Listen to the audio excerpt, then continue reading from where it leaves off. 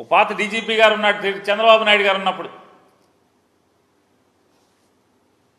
ఈ red book వాళ్ళ చేతిలో పట్టుకుని దాని ఫోటోస్టాట్లు తీసి రెడ్ బుక్ జిరాక్స్ కాపీలు తీసి ఆ పాత డీజీపీ పాత ఐజీ ఇద్దరు కలిసి ఆ పుస్తకంలో రెడ్ బుక్లో రోజు బట్టి పడుతూ సాయంత్రానికి ఆ రెడ్ బుక్ రాసిన అతనికి ఏమో పాఠాలు అప్పచెప్పి ఇవాళ సరే ఈ చాప్టర్ బాగానే అప్పచెప్పారు, మీరు ఈ పేజీ బాగానే అప్పచెప్పారు, రేపు చదువుకురండి అంటే మళ్ళీ హోంవర్క్ ఇస్తే హోంవర్క్ రాసుకుని మళ్ళీ చదువుకు వస్తారు. పోలీస్ వ్యవస్థ మొత్తం ట్రాన్స్ఫర్ల దగ్గర నుంచి సస్పెన్షన్ల దగ్గర నుంచి ఎవరిని సస్పెండ్ చేయాలి, ఎవరిని వీఆర్కు తీసుకురావాలి, ఎవరిని పోస్టింగ్లు ఇవ్వాలి,